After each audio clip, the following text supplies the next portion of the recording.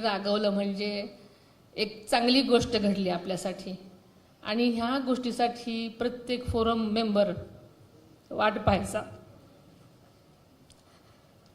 आणि हे काम करत करत असताना त्यांचा उत्साह अजून द्विगुणित व्हायचा, कारण हे काम आपण दादांना दाखवणार आहोत.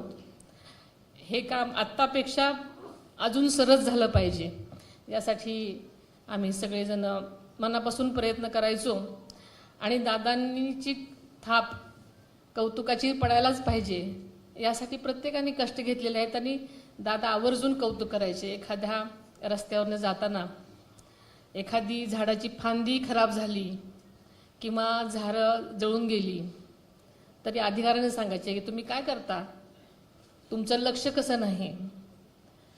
आणि आमची दखल दादा घेत आहेत हाच आम्हाला खूप सन्मान वाटायचा, कारण त्यांना माहिती होतं की या गोष्टीमध्ये आमचा सहभाग आहे, आम्ही या गोष्टी खारीचा वाटा म्हणून का असे ना करत आलेलो आहे.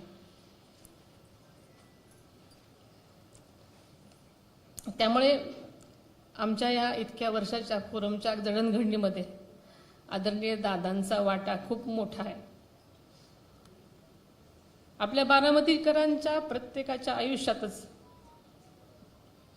त्यांचं अनन्यसाधारण महत्त्व आहे. त्यामुळे कुठलीही गोष्ट बोलताना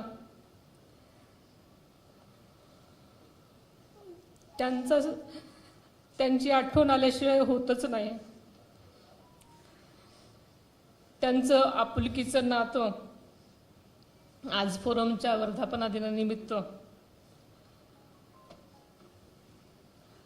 काढत असताना त्यांना मनापासून आदरांजली वाहते, वंदन करते. आजच्या दिवशी त्यांची कमतरता सगळ्यांनाच प्रकर्षाने जाणवते.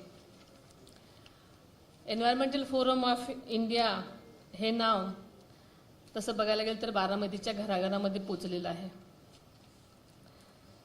शिक्षण, विज्ञान, जलसंधारण, संवर्धन, आरोग्य, पर्यावरण, सामाजिक, सांस्कृतिक अशा प्रत्येक क्षेत्रामध्ये या सेवाभावी संस्थेनं गेली 16 वर्ष सक्रिय काम केलेलं आपल्या सगळ्यांच्या समोर आहे. आपल्या सगळ्यांचाही सहभाग यामध्ये राहिलेला आहे. सुमारे 16 वर्षापूर्वीच म्हणजेच आजच्याच दिवशी माझ्या काही सहकाऱ्यांसोबत या संस्थेचं छोटंसं रोपटं मी लावलं. या काळात संस्थेने विविध क्षेत्रामध्ये आपल्या कामाचा वेगळा ठसा उमटवलेला आहे, हे आपल्या सगळ्यांच्या समोर आहे. आणि मला खरोखरच अभिमान आहे की बारामतीच्या वाटचालीमध्ये, विकासाच्या वाटचालीमध्ये आमचाही थोडासा खारीचा वाटा आहे. याबरोबरच आपल्याला माहिती आहे की बारामती हे कमी पावसाचं क्षेत्र असल्यामुळे जेव्हा फोरमची सुरुवात झाली तेव्हा मी पहिलं काम जलसंधारणाचं घेतलं. जलसंधारणाची चळवळ बारामती तालुक्यात व्हायला पाहिजे म्हणून मी ते रुजवण्याचं काम खऱ्या अर्थानं सुरुवात केली आणि प्रकल्प मेघदूतच्या माध्यमातून आम्ही हे काम सुरू केलं. त्यानंतर ओढा खोलीकरण, सरळीकरण ची कामे आपल्याला माहिती आहे की राज्यभर विविध संस्थांनी याच्यामध्ये भाग घेतला आणि जलयुक्त शिवार ही योजना त्याच्यानंतर अस्तित्वात आली.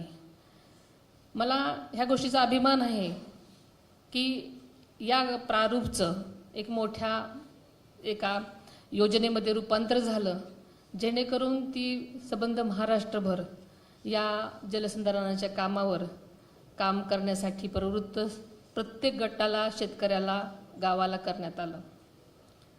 बारामती तालुक्यातील त्यामुळे 28हून अधिक गावांमध्ये आम्ही फोरमने या सगळ्या जलसंधारणावर काम केलं.